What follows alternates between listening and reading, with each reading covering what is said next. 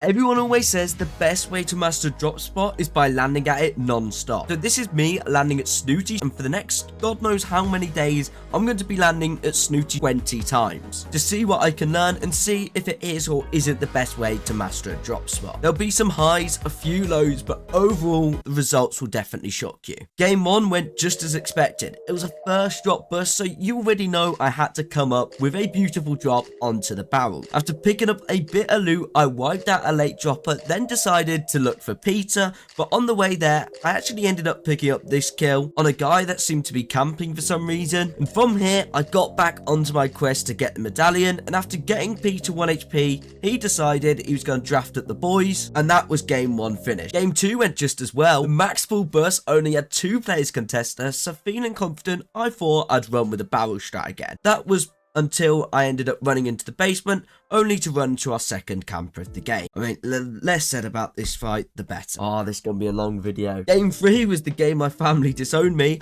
I had a lovely max pull bus again, and that only dragged 1 gamer with us. So feeling that uncontested house air, I decided to test out Peter, but forgot how broken him and the boys are, and literally learned nothing from game 1, and quickly found myself disowned by my family by dying like this. Game 4, I don't know if it was the 3 off spawn deaths that sent me crazy, or the fact that I literally just lost 10% rank points, but for some reason spirits were still high as I started vibing along to the battle bus music. Whatever it was though, it allowed me to pick up another kill, but the high only lasted a few seconds before dying to the guy trying harder than Booger in the World Cup. Game 5, I went into it feeling confident. There was something about this game, I could just sense it was going to be a magical game, and it just felt like Game 5 was going to be that turnaround game for me. And as you probably guessed though, the game started off just as well as the 2018 YouTube Rewind with this beautiful drop for the road. In my defense though, I was responding to a YouTube comment and got a little bit carried away. I swiftly ziplined up, then picked up a free kill on this guy trying to pause Party in the USA by Miley Cyrus. And with that spring in my step, it was about time I went to take out Peter, and I showed him and the boys who was boss. And from here, you're probably thinking, this is the turning point for Taven, right? He said he felt it in the air. It's going to be a magical game. Absolutely not. I jumped out my skin as I got shotgunned through a window by this guy. At this point, it was clear to me these challenges were just not going to get completed unless I sorted something out. So I decided to hop into Taven's ultimate warm-up map and sweat out some scenarios before hopping into game 6. And as you expected, I dropped a 20 kill win. I'm only joking. Literally nothing changed. My drop was even worse in game 5's drop, and the only positive from this game was this shot for the window. Then the way I die, I just watch this. Game 7 it is then. I decided to switch up and play solos versus duos. For game 7, don't worry, it's still unranked though, but what there is to worry about is another max pull. I only get contested by 1 duo, so I thought surely this should be a free medallion and I should take out Peter Griffin. And just like I hoped, I did. I take him out, get all the loot I need, and honestly, look at this. Why does he have so many guards? Like, it's actually silly. But it wasn't long after where I run into this guy, take him out nice and quick, show him how it's done before having his friend wear matching skins kill me. Like, seriously. How have I died to him? They literally have matching skin. At this point, it was clear to me that I should just call it a night, and it just wasn't going to work out for me. So woke up bright and early the next day for game 8, where I had a different idea up my sleeve. Instead of landing on Peter Griffin, I was going to let someone else eliminate him, then I'm going to come in and steal the medallion. Literally, what could go wrong? And this sounded like a great plan until this happened. Like, seriously, where on earth even was it? Game 9, I started to get really sick. I say that quite literally because I felt really ill, but decided to push through the challenge anyways. What didn't help the sickness was this absolute chaos of a toilet explosion as I go down like this. Game 10, the magic number, we're halfway through. I was so bored of this drop at this point, I would actually rather sit there and watch Bob Ross's paint dry for a day than play another game. But if the best way to learn a drop is land there non-stop, this should be the turning point, and surely I should just start winning from now on? Well, this game actually started off well. I had such a good drop, I was able to get a little 50 damage tag on this player, picked up a bit of loot before scaring the life out of this guy. Then I had 2 other people fighting, so I decided I was going to sneak up and AR the first guy before hopping into a box with an absolute psycho with a snowball launcher. After eliminating him, I went over and got the mythic shotgun and medallion before heading over to the radio tower and claiming that. But it wasn't long until I came across a Sweat who turned into a psycho after his friend turns up to back the beef. Game 11 was the game I got back into Diamond 3. It was another great start as I bought out on some guy, but it didn't really matter as I was still able to pick up a kill on a kid with a golden shotgun. Honestly, how bad must you be? Like, how was he actually died like this with a golden shotgun to me who can't even aim? I then decided I was going to become the rat that would sneak up on a guy taking out Peter Griffin as I hit the guy for 10 damage and clean up Peter. Damn right, that's what you deserve for all the times you've been doing it to me. And straight after that, some guy fancied his chances against a very poor performing TavenUK. Honestly, what is this aim? Fight 4 happened at the radio tower for some reason. This guy didn't think I'd spot him hiding behind the hut. And of course, this was a free kill. It wasn't long until I was in my next fight. A snipe in the back started this fight off actually quite nicely for me. But a bit of droning around from me led the fight on much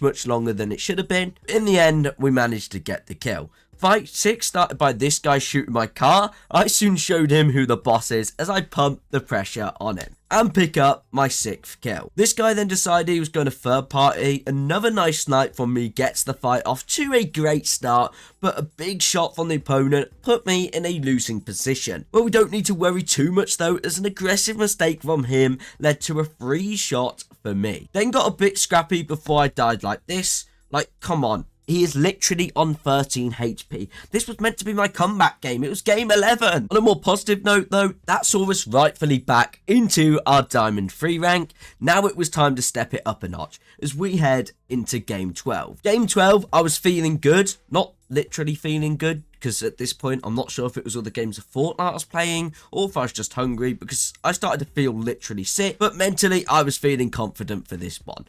It was a first drop again, so you already knew it. It was going to be contested by Little Timmy and the crew, but if they saw some of my goated aim from last game, I already know they're not ready for what's about to happen to them. The game started off nicely with this kill before getting an even better when I picked up this snipe for the window, and surely from here, this is going to be the game. Taven goes on and wins. I already see it, I already envision it. So you'd think, surely Taven sneaks up on this guy, 200 pumps him, and bang, that's the victory way out. Nope, this guy decides he's going to crush all my dreams. And when hitting a snipe on me as I was running up the ramp, I mean, to this day, it still hurts me. It still hurts me. It was going to be the game. Game 13 starts off with the bus pretty much going over Snooty, so I knew I would have to whip out something special if I wanted to survive this game. Actually gets off to a cracking start with this elimination on a Psycho W Kia. At this point, the aim is starting to look much better. A few games ago, I reckon I actually lose that fight. The second kill finished minutes after this, as a guy looked a bit lost in his cone, and you thought we were stopping at 2? Absolutely not. We then went and got our third kill, one on this guy who for some reason would rather die to me than die to the guy who came straight after me. With some crazy shockwave play with 79 HP in a dream, I whipped out this beautiful shot for the ceasefire so we can get some meds off. I then got involved in this scrappy exchange, which resulted in Taven win. I then went to hunt down that guy who stole my medallion and killed him like the champ I am. 5 kills up and a dream. It was time for mid-game. And you're probably thinking Taven fumbles the bag here, but no, he gets off to a nice start as I hit this snipe. Then seconds later, 2 other people thought they would try to show up to my party, and I take down 1, then 2 before running into this guy later down the line. I hit a little headshot snipe, and for the first time this video, it started to look like Prime Taven was sort of coming back, and I started to feel a little bit unwashed. If you don't know already, before making this video, I haven't played Fortnite in a week, so obviously I got super washed, but enough waffling around, I decided to go for the Center Island. I started off the fight strong with a nice bit of high ground and a pump shot, but it quickly switched round as this guy max pumps me, and from there, I die. But I went from 31% to 71%, so we now have 7 more games to get ourselves out of diamond. Game 14 starts with the same bus, a little beam out the sky. It was all looking good until I randomly just started dying out of nowhere. Then this John Wick got his boys to back him up as game 14 comes to an end. Game 15 ends in literally seconds as I mess up my drop and failed to get a gun. Game 16 I was safe because I didn't see a crack in the present. Next minute I was dead. Game 17 looked like the one with great kill I picked up at the start. Then I literally couldn't find any loot and this guy following me around the whole game manages to kill me. Game 18 was actually started the next day and started off with this snipe at the Scanner late dropper. I know, Prime Taven is on its return. The second fight didn't come long after as this guy decided he wanted to aim duel me. Literally seconds after that one though, this guy decides he wants to join in and gets me down to 18 HP. I then heard him drinking my big pots, so I decided to just psycho in like everyone else has been doing to me this video, and I managed to pick up the kill. Fight 4 was on the medallion kid who was literally clueless for some reason. Fight 5 nearly saw me die early, but a clutch medkit from this chest here kept me alive long enough to kill the 5th gamer. Kill 6 started off with this body shot snipe, and you know what happens from there. Then for some reason the Raven decided to pull up on me, and then he decided he was going to dip, so of course we had to let him know who he was, and we finished him off nicely in the storm. Fight 8 was as soon as I got to the zone, this guy decided it was a great idea to shoot him. A bit of rocking around later, he's 50-50'd, and he loses to me. My next kill actually came from a longbow and build fight, which led with him dying to full damage. Then this 24 HP in a dream. Unfortunately, the 10 kill game was ruined, and we die. We did hit elite rank though, which is another bonus, and we can tick it off the challenge list. Game 19 started off with an easy kill on this Twitch streamer, followed by spray and pray on this Travis Scott. It wasn't long from here where I picked up kill 3 and kill 4, before then running into our 5,000th camper of this video and one pumped him. Kill 6 actually found us in endgame. Poor guy actually nearly won the fight as well, but we have no mercy for all the pain we've been through in the rest of the video. Kill 7 found this sweat hiding behind my builds. I decided to rub it in a bit more to annoy him. Oh no, he's definitely gonna dislike all my videos after that. Kill 8 found me punishing this guy with my sniper. At this point, you must be thinking, surely this is gonna be a 10 kill win for Taven, the absolute GOAT.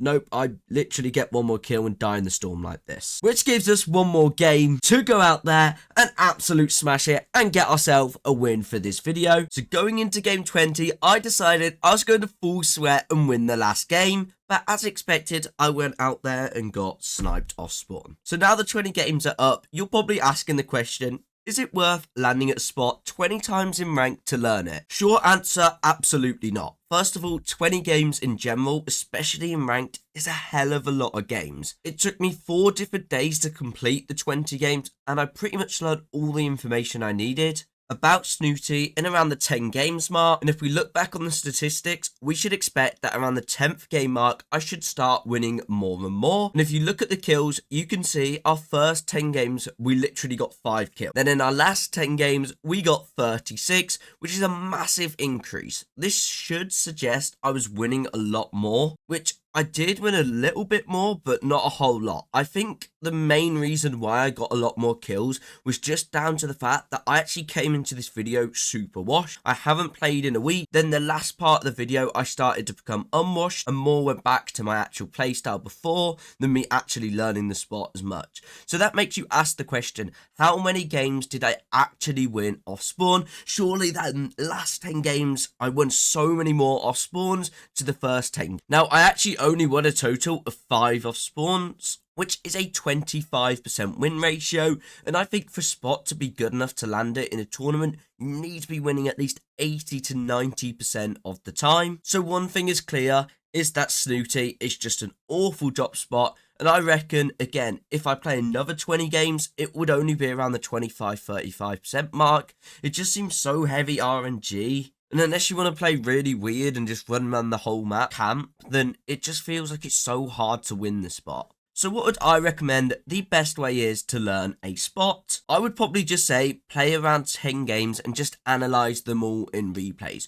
Rather than playing 20 different games and wasting 4 or 5 days, especially if you're looking for a drop spot for tournaments, I would recommend that you track how many times you dive spawn in 10 games and then see your progress that way, and you should be winning it at least 80 to 90% of the time if you're looking for a solid spot that's good enough for tournament. But if I can give you any advice from this challenge, is that 1, don't land at the same spot, super boring and very long, and 2, don't bother landing Snooty. I gained literally 96% rank points in 20 games, which sounds good, but when you think this is across 4 different days, you actually realise this is really poor. And if I was just landing at any normal spot that I'm already familiar with, I probably could have got to Unreal rank in this time. And if I wasn't washed coming into this challenge, 20 games could have easily took me at least a week plus to complete. So instead, just stick to the 10 games.